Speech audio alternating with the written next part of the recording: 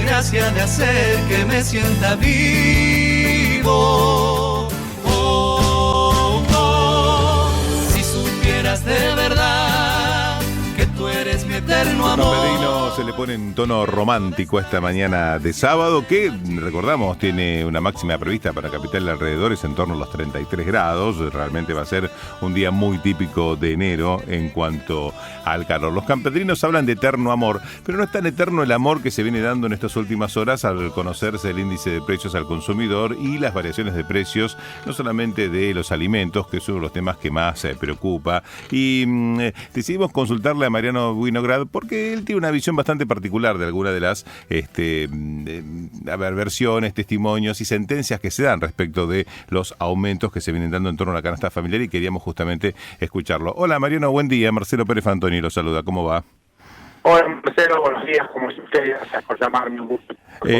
No, por favor, gracias por atendernos, Mariano, en esta mañana. Y, a ver, hay una gran discusión en estos últimos días respecto de la aceleración de precios en cuanto a la canasta de consumo, en cuanto a alimentos, frutas, hortalizas, carne, la discusión de los precios relativos, si vamos bien, vamos mal. ¿Cuál es la visión suya respecto de este tema? Mi visión es la siguiente, es producto de mi experiencia. Tengo 67 años, casi 50 de agrónomo. He trabajado siempre en la fruta y horticultura, fue partícipe de la apertura del mercado central en el 84, y esencialmente yo lo que veo en estos 45 o 50 años de carrera es el estancamiento de la fruta y horticultura argentina en relación a nuestros países vecinos, Chile, Perú, Brasil. Entonces, en fin, me acabo de casar con una mujer paraguaya y tomar nota de que el guaraní cumplió 80 años. En el año 2001, cuando entró en crisis la convertibilidad, un peso valía $1 y hace muy poquito Brasil había dejado esa paridad.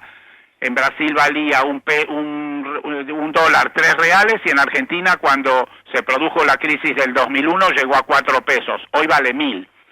Argentina hace añares que no tiene crédito, no tiene moneda, no tiene estabilidad. Es cierto, ha habido una suba grande de precios, producto del sinceramiento. El presidente dice de que de no haber intervenido la suba hubiera sido del 50%, esto es teórico.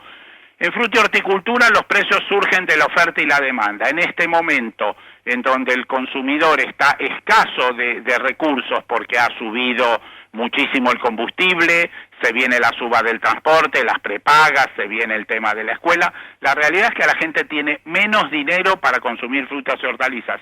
Yo no percibo una suba, pero para nada, en frutas y hortalizas. ¿Ustedes tienen certeza de que eso ha ocurrido? A ver, uno se fija en lo que son los precios que al menos recibe, por ejemplo, de la verdulería habitual en la que uno consume. Hemos tenido, por ejemplo, desde suba de precio considerable de la cebolla. En su momento se asignó, por ejemplo, a la sequía, que había habido mucha exportación, por ejemplo, a Brasil. Pero, por ejemplo, en las frutas, ahora que pasaron las fiestas, armar una ensalada de frutas era realmente bastante costoso, y no hablamos solamente de productos que, por ejemplo, están relacionados con la importación, como puede ser la banana de Ecuador o de Brasil. Hablamos de, por ejemplo, manzanas, 1.600 pesos el kilo, la manzana verde, en una verdulería, y estoy hablando de una verdulería de barrio, como también se han notado algunas variantes de precios de pelones o duraznos, 1.600, 1.200, dependiendo de la calidad y el tipo de la fruta, cuando en la antesala a las fiestas estaban por lo menos un 30% menor, y uno lo atribuye quizá a la suba por la ensalada de frutas. Digo, no es accesible a cualquier bolsillo esa canasta hoy en día, Mariano. Efectivamente, la Argentina es un país que tiene 50% de pobreza, y efectivamente en Argentina hay una parte de la población que no tiene acceso a las frutas. Esto es cierto, se ha deteriorado la producción. 1.600 pesos puede ser mucho, puede ser poco. Si uno va a tomar café, en los últimos 90 días el café pasó de 300 a 1.200 o algo por el estilo.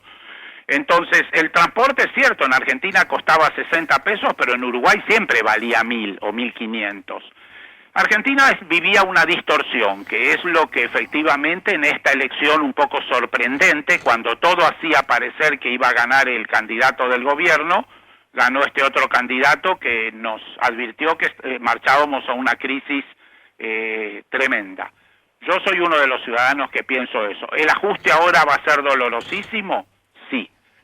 ¿Hay escaso poder adquisitivo en los bolsillos? Sí. En la medida que se ha vuelto a mover el dólar, ¿va a haber que volver a hacer otro ajuste? Sí. ¿Hay que aumentar los salarios? Sí. ¿Esto genera inflación? Sí. Ahora yo comparto la idea de que la inflación no se generó a partir de la elección. La inflación es producto de tanto tiempo de haber emitido monedas sin respaldo y no tenemos un sistema productivo que esté en condiciones de suministrar en un plazo tan corto lo que un consumo razonable requeriría. Esto va a llevar un ajuste, va a ser doloroso.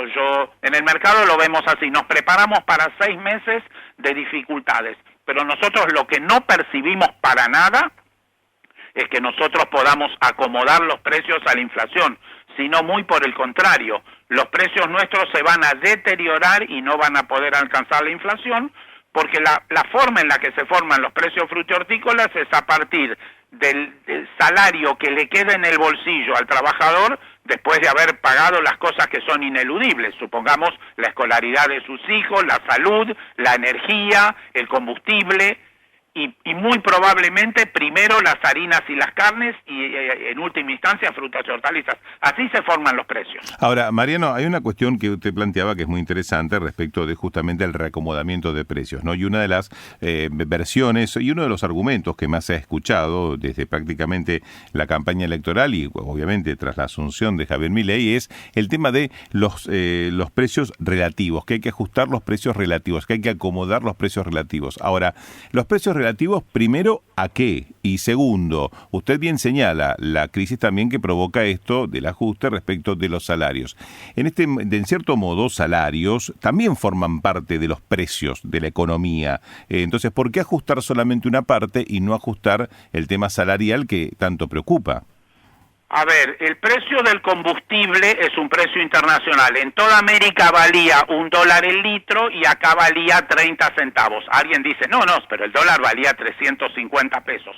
Es cierto que el Banco Central decía que el dólar valía 350 pesos, pero no se lo daban a nadie. Y si usted tenía un billete de $1, no lo vendía por menos de 800. Entonces, es muy claro que los precios relativos se tenían que acomodar al contexto regional. El transporte está atrasadísimo. En cualquier país vecino, el transporte, un pasaje de colectivo vale entre 800 y 1.500 pesos. El salario tiene que ver con la productividad. Es cierto que si el gobierno decide vamos a duplicar los salarios, los empresarios grandes, los pymes en general, no tenemos ni siquiera la capacidad de responder a lo que dice el gobierno, pero las grandes empresas podrían duplicar el salario nominal, pero si no tenemos productividad porque no tenemos inversión, ese salario no se sostiene y en la empresa puede terminar quebrando. En este momento, por ejemplo, subió el precio de la carne y no se sostuvo porque no hay poder adquisitivo. Los salarios argentinos están atrasadísimos. Milei dice que en tiempo de Menem un salario era de $3.000 y que ahora es de 300. Efectivamente, los salarios están atrasadísimos en relación a toda la región, pero no se debe a la maldad del actual presidente, se debe a 20 años de desinversión en contra del aparato productivo. Está clarísimo, yo no hablo de maldad del presidente, sino que hablo de cómo empezamos a tratar de equilibrarlo, porque usted bien plantea, el ajuste es doloroso, hay que pasarlo, pero el tema es, en el mientras tanto, ¿quiénes van a ir quedando en el camino? Porque hay sectores que no están en condiciones de resistirlo. Usted planteaba algo muy interesante, que es el tema de la producción y el tema de la inversión. Y una de las discusiones, usted planteaba el tema del combustible, es también la energía y los costos de la energía. En caso de que las empresas y las pymes, como usted bien planteaba, tengan que absorber un costo de energía donde también se ajusten las tarifas, ¿van a poder acompañarlo? Porque si eso lo trasladan a precios sobre que ya de por sí los precios no se pueden pagar, va a ser muy complicado el mercado entonces. Estamos en un contexto donde no tenemos ninguna certeza que este plan de cambio va a ser exitoso. El presidente advierte que no había otra alternativa. Massa prometía algo que no sabíamos bien qué era, pero que no era ajustar. En fin, lamentablemente o afortunadamente, Massa, Alberto Fernández y Cristina no dicen ni mu. Hay un debate en el Parlamento. Efectivamente, no tenemos certeza de que esto va a prosperar. Yo soy uno de los que tengo certeza de que el camino anterior iba al abismo, y es más, el abismo en el que estamos fue consecuencia del camino anterior, y es cierto que algunas empresas van a poder resistirlo y otras no. Eso depende un poco de la situación de cada empresa. En general, en Argentina podemos decir que hay 400.000 millones de dólares que están ahorrados sin ser invertidos en el aparato productivo a la espera de que algún día el país se estabilice. Si ese dinero se empieza a invertir, entonces la Argentina rápidamente emerge, explota. Ahora, para que ese dinero se invierta, hay que tener una expectativa en que el proceso vale la pena. Y como ya acá ha habido procesos que no lograron revertir el cambio, por ejemplo, en el 99 la elección de la Alianza y por ejemplo en el 2015 la elección del macrismo, entonces tenemos enorme incertidumbre. Yo no tengo certeza, tengo la misma incertidumbre que usted. Ahora, siendo Argentina un país productor de alimentos y con la cantidad que produce, ¿no tiene forma de poder generar para el mercado interno una variabilidad de precios que sean accesible y otra para lo que es el mercado exportador, que obviamente siempre está demandando productos argentinos por su calidad sobre todo, y no hablamos solamente de lo agrícola a nivel, por ejemplo, granos o cereales, sino también de otro tipo de productos, frutos, hortalizas y cuántos más que se exportan?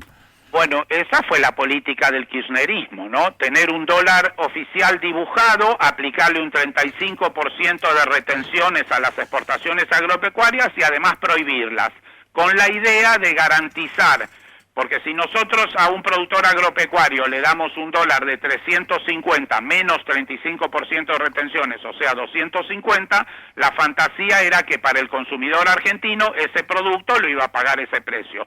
La realidad es que eso no ha ocurrido y además ha deteriorado todo el aparato productivo, porque la Argentina tuvo un boom productivo. Cuando yo me recibí de agrónomo en el 83, Argentina producía 30 millones de toneladas de cereales. Y hoy produce 120. A lo largo de estos 40 años hubo una cuadruplicación de la producción de cereales y oleaginosas. Pero eso hace rato que se detuvo. Argentina está paralizada. Y Argentina necesita volver a duplicar su producción. Si nosotros hacemos crecer, Paraguay es hoy un país exportador de carne más importante que Argentina. En soja estamos estancados. Argentina tiene un problema y entonces hay que salir de ese problema y la única forma de resolver esto es incrementando la producción. Para incrementar la producción tiene que haber inversiones. Para que haya inversiones tiene que haber confianza, rentabilidad y crédito. Todo eso es lo que no había. Está clarísimo, Mariano Vinogradov. Le agradezco mucho este contacto con Palabra de Campo por Radio 10. Un abrazo. El agradecimiento es mío, a sus órdenes. Gracias por llamarme. Estás escuchando Palabra de Campo. Palabra de Campo. Con Daniel Aprile en Radio 10.